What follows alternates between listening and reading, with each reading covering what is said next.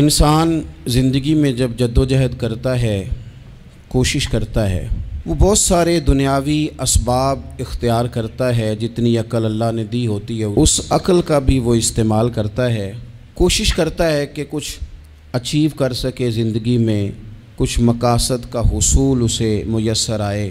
عزیز بھائیوں، ایک بات اپنے ذہن میں اچھی طرح بٹھا لیں اور لکھ لیں کہ زندگی میں جو کسی بندے کو کامیابی حاصل ہوتی ہے وہ رب تعالیٰ کی مدد سے حاصل ہوتی ہے۔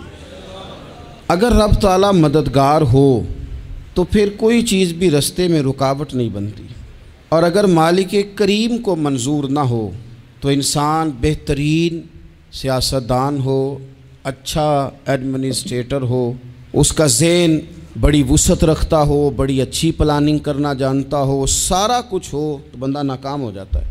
مسلمانوں کو جتنی کامیابیاں ملیں ان کا پس منظر صرف اتنا تھا کہ اللہ تبارک و تعالیٰ نے اپنے بندوں کی مدد فرمائی، اور اب تعالیٰ نے قرآن مجید میں اس حقیقت کا بیان کیا، فرمایا بل اللہ مولاکم، فرمایا بلکہ اللہ تمہارا مولا ہے، وَهُوَ خَيْرُ النَّاصِرِينَ، اور وہ بہترین مددگار ہے۔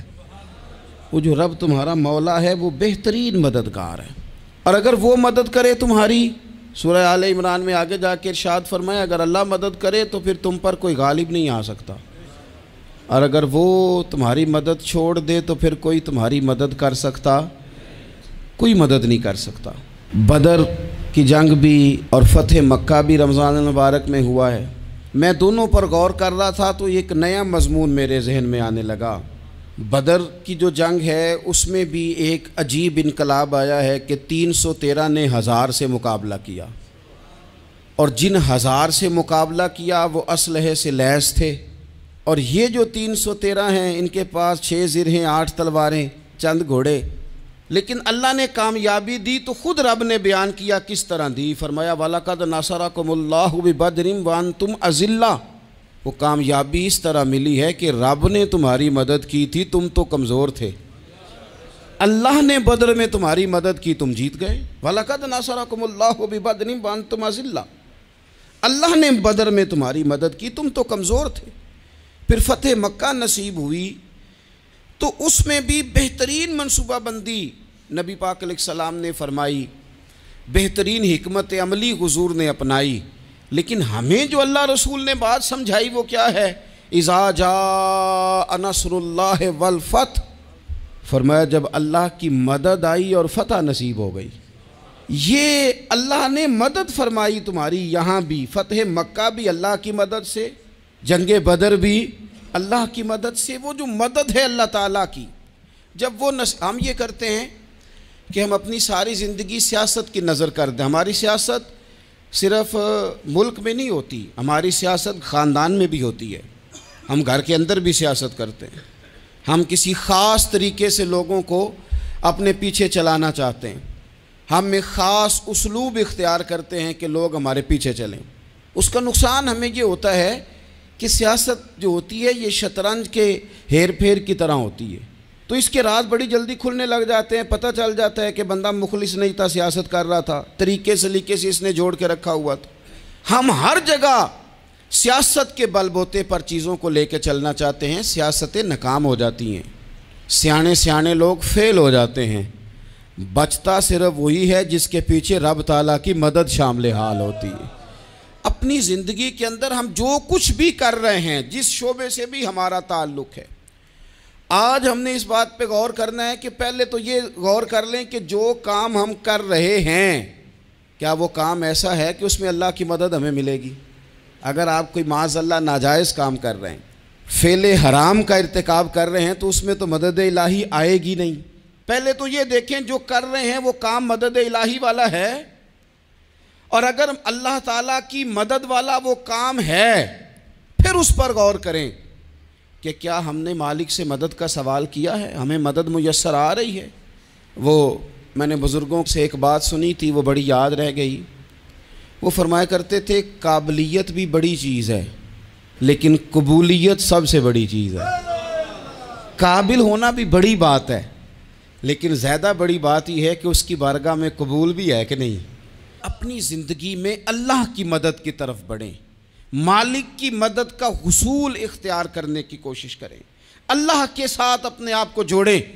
اگر اللہ کی مدد نصیب ہو، یہ جو ہم جتنا ڈرتے رہتے ہیں، سہمے رہتے ہیں، پریشان رہتے ہیں، کوئی کیا کر دے گا، ہمارے ہاں نا ہر شعبے میں معاذ اللہ ایک مافیا ہے، الا ماشاء اللہ۔ وہ مافیا کہتا ہے میرے ساتھ ملو گے تو میں چلنے دوں گا، ورنہ میں نہیں چلنے دوں گا، مارکیٹ میں آ ہی نہیں سکتا فلانا بندہ، چونکہ یہاں ہمارا قبضہ ہے۔ اور میرے بھائی پھر بہت سارے لوگ جن کی نیتیں اور ارادے بڑے اچھے ہوتے ہیں شروع میں، وہ بھی اس مافیا کا شکار ہو جاتے ہیں اور ان کے رنگ میں رنگ جاتے ہیں۔ یاد رکھنا، کسی شخص کی بلیک میلنگ کا کبھی شکار نہ ہونا، کبھی کسی کی میٹھی اور مسجع مکفہ باتوں کا شکار نہ ہونا۔ کوئی کیا کر سکتا ہے اگر اللہ مددگار ہو تو؟ جس کو رب کریم اٹھانا چاہے اسے کوئی گرا سکتا ہے؟ ہم یہ ڈرے ڈرے سہمے پریشان فیصلہ کرنے کی طاقت نہیں، مجھے چلنا چاہیے کہ نہیں، اٹھنا چاہیے کہ نہیں، کرنا چاہیے، اٹھ باندھ کمر کیوں ڈرتا ہے؟ پھر دیکھ خدا کیا کرتا ہے۔ حضرت عبداللہ ابن عباس فرماتے ہیں میرے نبی پاک علیہ السلام نے میری تربیت فرمائی، حضور نے میری تربیت فرمائی، اور محبوب پاک علیہ السلام نے فرمایا عبداللہ یاد رکھنا، یہ نوجوان دوست میری بات لکھ لیں، پریشان لوگ میری بات لکھ لیں، جن کے پاس قوت فیصلہ نہیں وہ اس بات کو لکھ لیں۔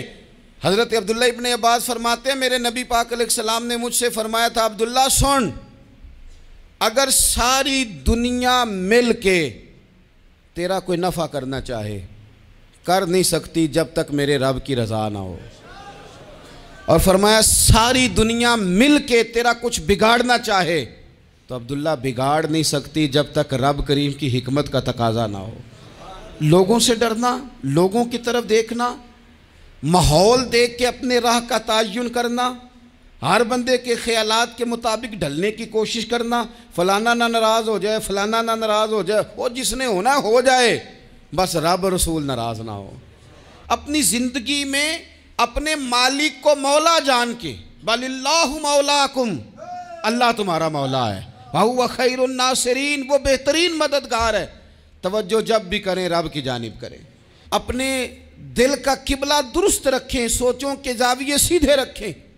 میرے بھائی مالک جب بندوبست کر دے نا،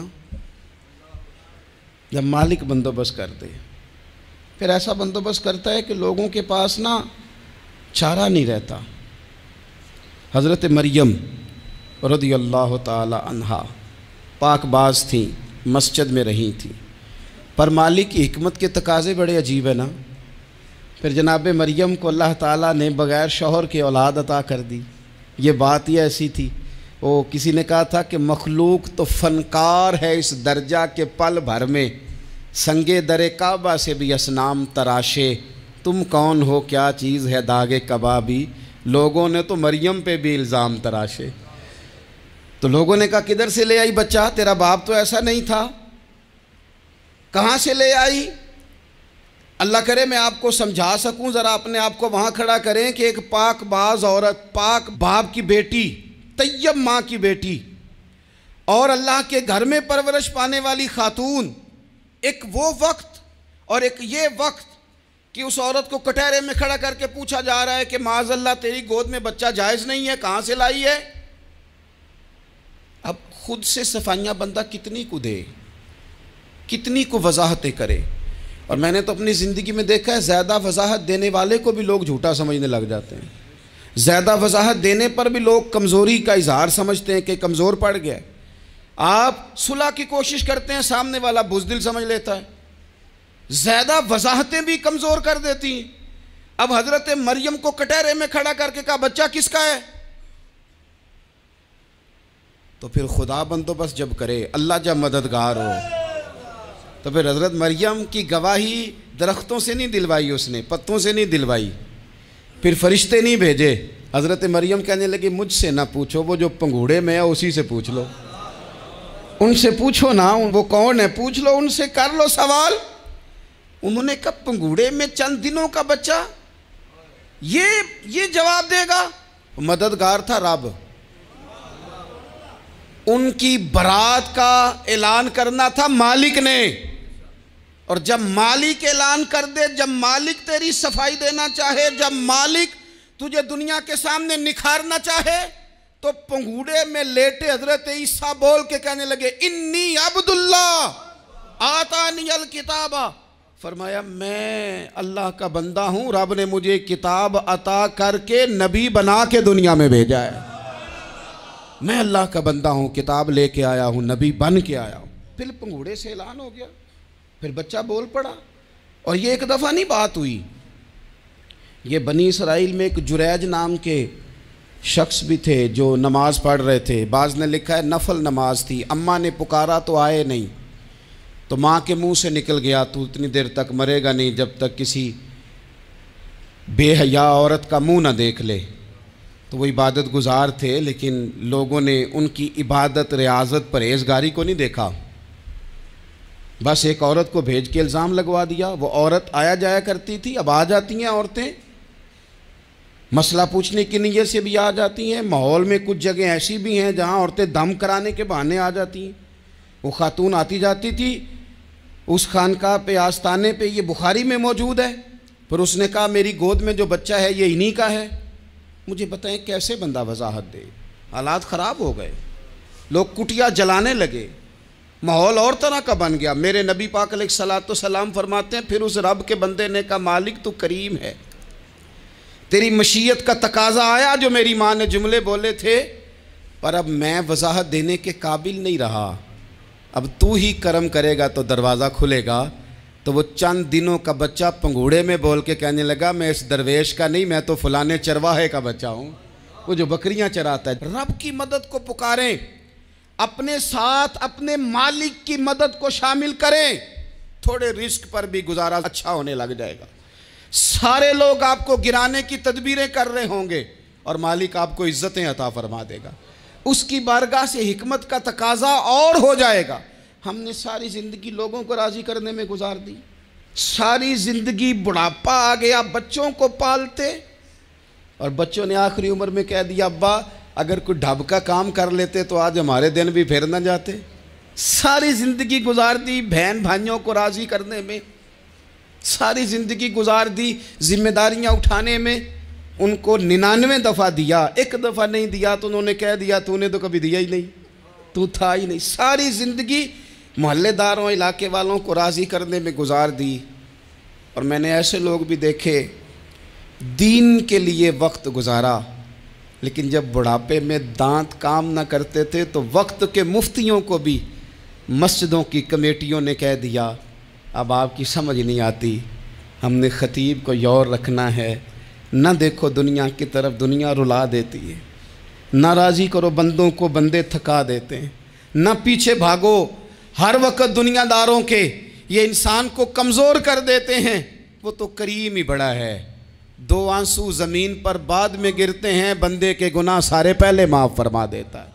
اللہ کی مدد کا حصول، اپنے مالک کی مدد کی طرف بڑھنا، آپ کو بدر کی جنگ بھی یہی درس دے گی، آپ کو احد کا میدان بھی یہی سبق دے گا، فتح مکہ بھی یہی سبق دے گا۔ میرے دوستو جب رب مدد فرمائے، جب اللہ مددگار بنے، دوستوں سے ایک بات اکثر کرتا ہوں، میں کہتا ہوں کہ جتنے درد سے آپ امیر کو اپنی کہانی سناتے ہیں نا، اور جس طرح آپ کے آنسو بات کرنے سے پہلے گر جاتے ہیں کہ غریب ہیں، بچیاں ہیں، کاروبار نہیں، او میرے سنگیو، اس سے آدھے آنسو اپنے رب کی بارگاہ میں بکھیرو، اس کے حضور عرض گزار ہو جاؤ، اس سے طلب کرو۔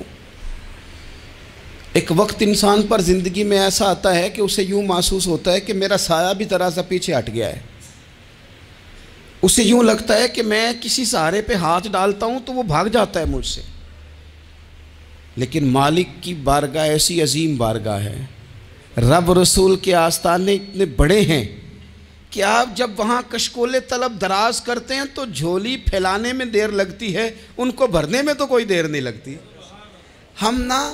ہم نے اپنا سوچ کا قبلہ ہی دنیا کو بنا لیا ہے۔ یہ جو اللہ والوں کی مدد ہے یہ تو یعنی اللہ ہی کی مدد ہے، لیکن یہ جو سیٹھوں کی طرف توجہ کرنا، نوابوں کی طرف توجہ کرنا، دنیا داروں کی طرف توجہ کرنا، اور اپنا مزاج اس طرح کا بنا لینا، یارو گردن کو جھکا دیتا ہے خیرات کا پتھر، جہاں میں مانگنے والوں کے سر کبھی اونچے نہیں ہوتے۔ اور اقبال کہتے ہیں غیرت ہے بڑی چیز جہان تگ و دو میں، پہناتی ہے یہ فقر کو تاج سردارا۔ میں عرض کروں گا کہ اپنی آپ جب توجہ کا قبلہ اللہ رسول کو بنائیں گے تو رب فرماتے ہیں وَيَرْزُقْهُ مِنْ حَيْثُ لَا يَحْتَسِبُ، میں نہ تجھے وہاں سے رزق دوں گا جہاں سے کبھی تیرا گمان بھی نہیں کیا ہوگا کہ یہاں سے بھی مل سکتا ہے، تو نے سوچا بھی نہیں ہوگا۔ بخاری شریف میں حدیث ہے، حضرت جابر ابن عبداللہ فرماتے ہیں نبی پاک صلی اللہ علیہ وسلم نے 300 لوگوں کا ایک لشکر روانہ کیا کسی مہم کے لیے، کسی جہاد کے لیے۔ حضرت ابو عبیدہ بن جراح رضی اللہ تعالیٰ عنہ امیر لشکر تھے۔ فرماتے ہیں غربت اتنی زیادہ تھی، بھوک اتنی زیادہ تھی کہ ایک ایک کھجور دن میں ایک وقت کھانے کو ملتی تھی، اور کچھ دن ایسے آئے کہ اب کھجور بھی نہیں مل رہی۔ فرماتے ہیں اتنی زیادہ بھوک لگی مجاہدین کو 300 بندہ پتے کھا کے گزارا ہونے لگ گیا۔ یہ بخاری میں موجود ہے۔ آپ فرماتے ہیں کہ دریا کے کنارے ہمارا پڑاؤ تھا، ٹھہراؤ تھا، جب بھوک سے نڈھال ہو گئے نا وَيَرْزُقْهُ مِنْ حَيْثُ لَا يَحْتَسِبُ، اللہ وہاں سے روزی دیتا ہے، گمان بھی نہیں ہوتا۔ فرماتے ہیں ایک مچھلی اللہ تعالیٰ نے دریا کے کنارے بھیجی، فرماتے ہیں وہ تھی تو مچھلی پر پہاڑ جتنی تھی۔ بخاری میں لفظ ہیں، حضرت جابر ابن عبداللہ رضی اللہ تعالیٰ عنہ فرماتے ہیں 300 آدمی 18 دن تک اس مچھلی کو کھاتے رہے، مچھلی ختم ہی نہیں ہوئی۔ مچھلیاں نہیں، مچھلی کہتے ہیں 18 دن 300 بندہ کھاتا رہا، مچھلی ختم ہی نہیں ہوئی۔ اور فرماتے ہیں کہ اس کی ہڈی نکال کے، کانٹا کہیں گے آپ اپنی زبان میں، کہتے ہیں وہ نکال کے نا تو اس کو کھڑا کیا نا جب، تو اونٹ کجاوے سمیت اس کے بیچ سے گزر جاتا تھا، 2 اس کے کانٹے جوڑے۔ فرماتے ہیں وہ اس کا گوشت ہم کھاتے تھے اور اس کی چربی بطور تیل کے ہم جسموں پہ ملتے تھے، بیماروں کو اس سے سکون آتا تھا، تندرستی شفا ہوتی تھی۔ فرماتے ہیں ہم کھایا بھی ہم نے، اور کچھ لے کے ہم مدینے بھی گئے، اور قربان جائیں نبی پاک نے بھی اس میں سے کھایا۔ ہم نے عرض کی حضور یہ معمہ کیا ہے، یہ ماجرا کیا ہے؟ تو محبوب نے فرمایا تمہارے پاس غذا نہیں تھی، رب نے تمہارے لیے بندوبست کیا ہے، اللہ نے تمہیں دیا ہے۔ مکان شروع کر لیا، ایک صاحب نے وہ مکان بنانے لگے، آپ وہ حساب لگا رہے ہیں، کہتے ہیں میرے پاس اتنے پیسے ہیں، اتنے میں نے فلانے دوست سے کہنا ہے اس نے دے دینے، اتنے فلانے رشتہ دار سے کہنا ہے اس نے دے دینے، اتنے فلانے سے کہنا ہے اس نے دے دینے۔ یہ ساری کاپی بنا کے مکان شروع کر لیا۔ جو روز کہتا تھا نا کوئی حکم ہو جاتے 10، سب سے پہلے اس کو کہا میاں پیسے چاہیے دن، وہ کہندا ہو کل ہی منڈا ٹوریا ہے، کہتے تو پرسوں 10 داتے لب جانے سن۔ میں آپ کو اپنے تجربے کی بات بتا رہا ہوں۔ جن لوگوں کا خیال ہوتا ہے نا کہ آپ سٹارٹ کریں فلانا کام، ہم آپ کے ساتھ ہیں، اللہ کا ہی کوئی نظام ہے، وہ بالکل بھی نہیں ساتھ ہوتے۔ لیکن ایسا نہیں ہے کہ کوئی ساتھ نہیں ہوتا، اللہ تعالیٰ بڑے اسباب پیدا کرتا ہے، وہاں سے دیتا ہے جہاں سے گمان بھی۔ ہمارا یہ ذہن بن جاتا ہے ہم ساری اپنے حساب سے چلتے ہیں، اتنے رشتہ داروں سے اتنے، کون آپ کے ساتھ چلے گا؟ سوال ہی نہیں پیدا ہوتا۔ یہ سارے کام چھوڑ کے سب سے پہلے 2 رکعتیں پڑھو، اپنے رب کی بارگاہ میں، رسول کائنات کی بارگاہ میں گزارشات اور استغاثے پیش کرو، وہاں سے خیر طلب کرو۔ دنیا دار کیا دیں گے، کیا دے سکتے ہیں، کیا حیثیت ہوتی ہے کسی؟ اللہ کہتا ہے وہاں سے دوں گا۔ تو جو اللہ مال دے وہ لینا چاہیے کہ رشتہ داروں کا مال دیکھنا چاہیے؟ جو اللہ دے وہ لینا چاہیے کہ سیٹھوں نوابوں کی جیبیں دیکھنی چاہیے؟ جو اللہ دے وہ قبول کرنا چاہیے یا دیکھنا چاہیے کون سا آدمی کہاں پہنچ گیا؟ چھوڑو، اپنی مٹی پہ چلنے کا سلیقہ سیکھو۔ کسی کے سنگ مرمر پہ چلو گے تو پھسل جاؤ گے، پھسل جا۔ اس پر ایک اور بات عرض کر دوں، صحیح بخاری سے، مسلم سے ایک اور بات۔ کچھ چیزیں ایسی ہیں جن سے اللہ کی مدد آتی ہے، مدد ملتی ہے۔ ایک چیز ان میں سے ایسی ہے جس سے بہت مدد نازل ہوتی، وہ ہے کہ جب رب آپ کو دے نا تو پھر آپ بھی اس کے رستے میں دیں، پھر مدد آتی ہے، پھر اور آتا ہے۔ بخاری مسلم میں حدیث ہے، یہ زیادہ ہی توجہ طلب امر ہے، اس پر آپ غور کریں گے۔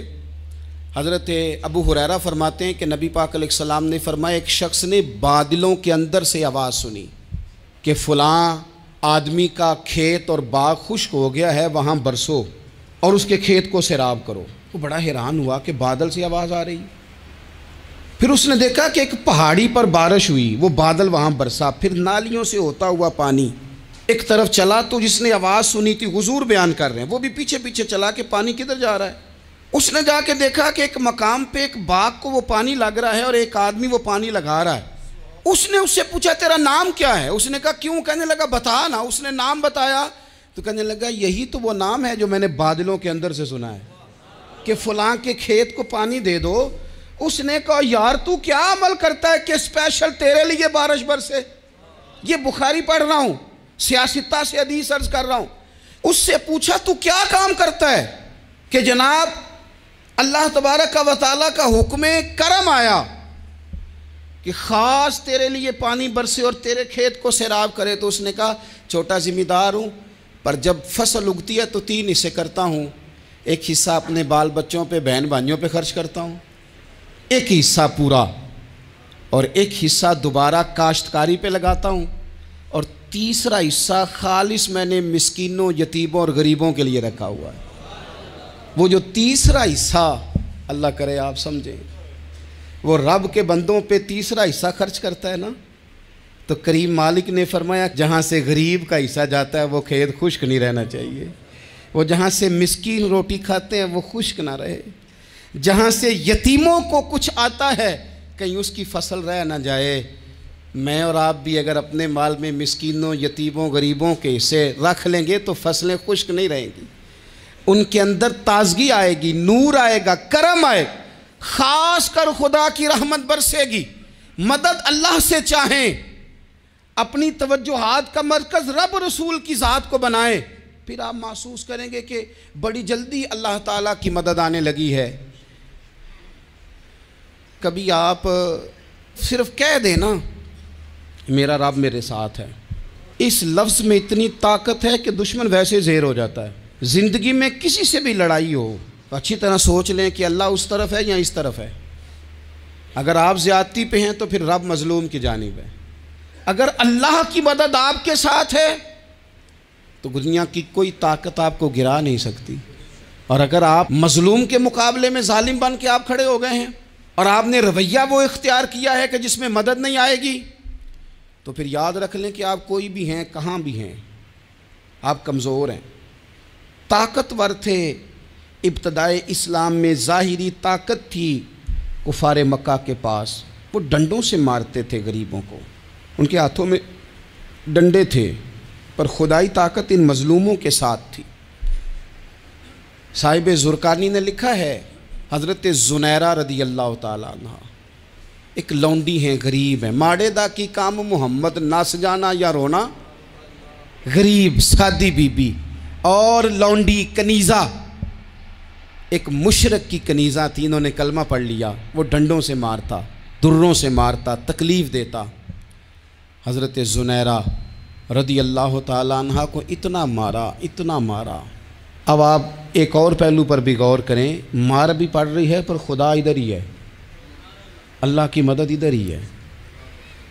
رب کہتا ہے کہ پہلے تو صبر کرنا، ان اللہ مع الصابرین، تو صبر کرے گا تو پھر رب کی معیت ملے گی، ذرا ٹھہرنا، تو تھوڑا ڈٹنا۔ ان الذین قالوا ربنا اللہ ثم استقاموا تتنزل علیہم الملائکہ، تو کہے اللہ میرا رب ہے، پھر تو پہلے ڈٹ، پہلے تو نے ڈٹنا ہے۔ ثم استقاموا، جو ڈٹ گیا، تتنزل علیہم الملائکہ، ڈٹنے والے کے لیے مدد آتی، پہلے تھوڑا ٹھہرنا پڑتا ہے، پہلے تھوڑا صبر کرنا پڑتا ہے، حوصلہ کرنا پڑتا ہے، اس کے بعد مدد آتی۔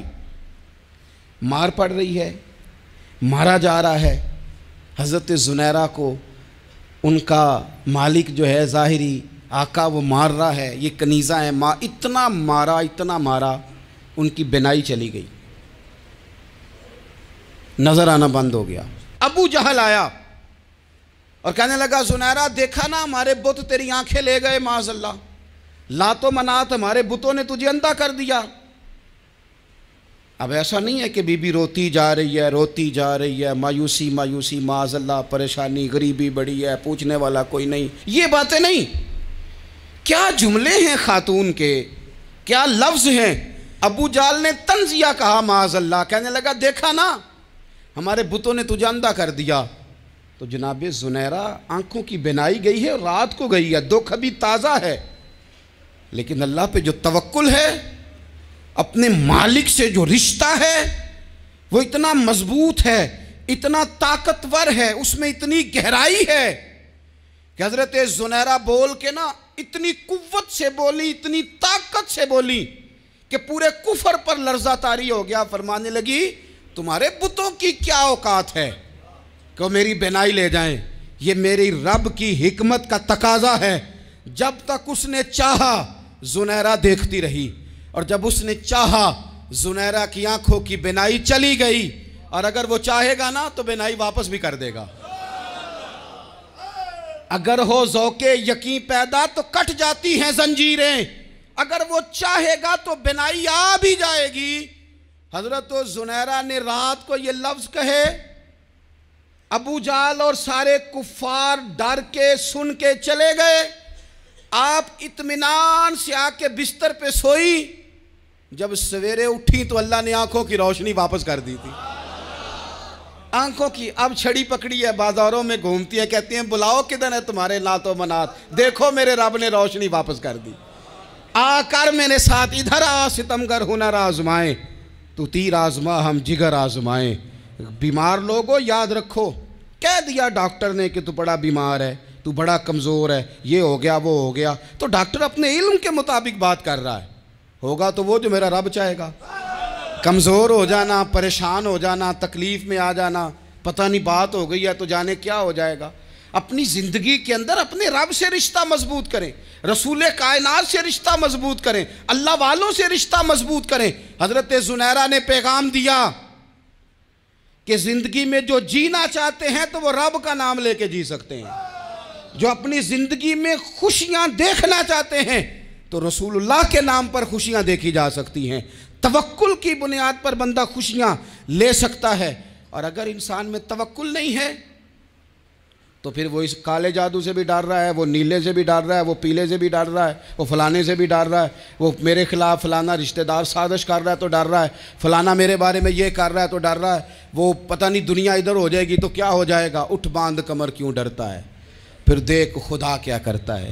تو اس ساری گفتگو کا نچوڑ آپ کو یہ عرض کیا ہے، سب سے پہلے تو یہ کہ میدانوں میں مدد بھی اللہ کی، رزق میں مدد بھی اللہ کی، فصلیں خشک ہوں تو مدد پھر بھی اللہ کرے، تو پھر ساری مدد، اور اگر انسان بیمار ہو تو پھر بھی مدد اللہ کی۔ تو اپنے اللہ کی جانب توجہ کو بڑھائیں، آپ اللہ سے مدد کے سوالی بنیں۔ ترمذی کی ایک حدیث ہے، میں آپ کو زندگی کا تجربہ بتاتا ہوں کہ جب میں بڑا پریشان ہوتا ہوں تو یہ والی روایت کھول لیتا ہوں، مزہ دیتی ہے۔ میرے نبی پاک علیہ السلام نے فرمایا اپنے دکھ سیٹھوں نوابوں کو نہ کہنا، مالداروں کا نہ کہنا، ورنہ اللہ تمہیں کبھی غنی نہیں کرے گا۔ فرمایا اپنے دکھ اپنے رب کی بارگاہ میں عرض کرنا، جلدی کرے یا دیر سے کرے اللہ تمہیں لوگوں سے بے نیاز کر دے گا، اللہ تمہیں غنی کر دے گا۔ رات کو بیٹھو نا اس کی بارگاہ میں، اسے دکھڑے سناؤ، چھوٹی چھوٹی باتیں، حضور نے فرمایا نمک بھی مانگو تو رب سے مانگو، چھوٹی چھوٹی بات سے شروع کرو نا۔ جب بندہ شروع کرتا ہے نا چھوٹی چھوٹی چیزیں تو بڑی ساری چیزیں یہ اس طرح ہوتا ہے جیسے بندہ رب سے گفتگو کر رہا ہے، مالک مجھے یہ چاہیے، مالک میں یہاں کمزور ہوں، اللہ میں یہاں پریشان ہوں۔ آپ یہ کر کے تو دیکھیں، لمبی لمبی دعائیں مانگ کے تو دیکھیں، اس کے حضور جوڑ کے تو دیکھیں، آپ دیکھیں گے راحت کتنی ہے، سکون کتنا ہے۔